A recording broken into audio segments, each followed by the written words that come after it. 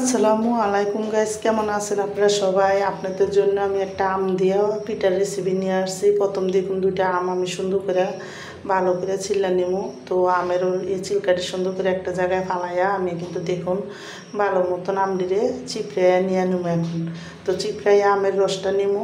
তো শুধু আমের রসটা নিয়ে বারোটা ফালাই দেবো। তো ফালাইয়া এখন আমি দেখুন আমের রসটা ভালো করে হাত দিয়া একটু সুন্দর করে ডলে নেবো। ডললে এখানে একটা ডিম দিব। ডিম দিয়ে কিন্তু আমি দেখুন স্বাদ মতন একটু লবণ দিব, অল্প বেশি না। তো লবণটা দিয়ে আমি এখানে দেখুন প্রথমে এক বাটি ছোটো বাটি দিয়ে এক বাটি আমি আটা ময়দা দিছি, আর এক বাটি আমি চালের গুঁড়া দিছি।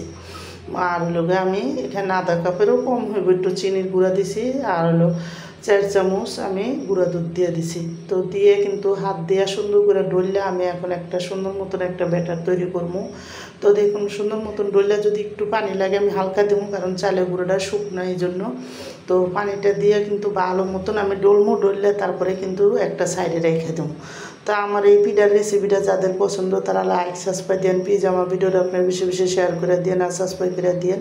আর এইভাবে একবারও নতুন আম দিয়ে পিঠা বানায় খেয়ে দেখেন, অনেক মজা লাগবো। তো আমি এই ব্যাটারটা একটা জায়গায় 1 ঘন্টা রেখে দিছিলাম। যখন সুন্দর করে হয়েছে আমি কড়াইতে তেল দিছি। তেল দিয়ে কিন্তু তেলটা যখন ভালো করে গরম হয়েছে আমি সুন্দর করে এই ছোটো চামচটা দিয়ে গোল গোল করে এই পিঠাটি দিব।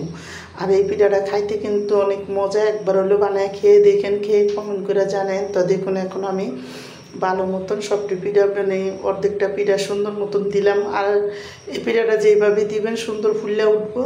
তো দেখুন এখন যেই পিঠাটি আগে দিছি হয়ে গেছে, ওটি আমি একটু উল্টাই দিতেছি।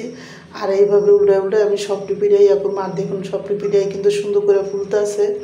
আর এই পিঠাটা দেখুন এখন আমি সব উল্টাইয়া তারপরে এই পিঠটা সুন্দর করে উল্টাই দেবো। ওই পিঠটা লাল হওয়া পর্যন্ত আমি বাজ্যা নেব। তো সবটি পিঠা যখন সুন্দর করে লাল হয়ে আইছে আমি কিন্তু এই পিঠাটি উল্টাই দেবো। তো দেখুন তেলটা ছাইকা সুন্দর মতন পিঠাটি উল্টামো। আর সবটি পিঠা কিন্তু ভালো মতন ফুলছে।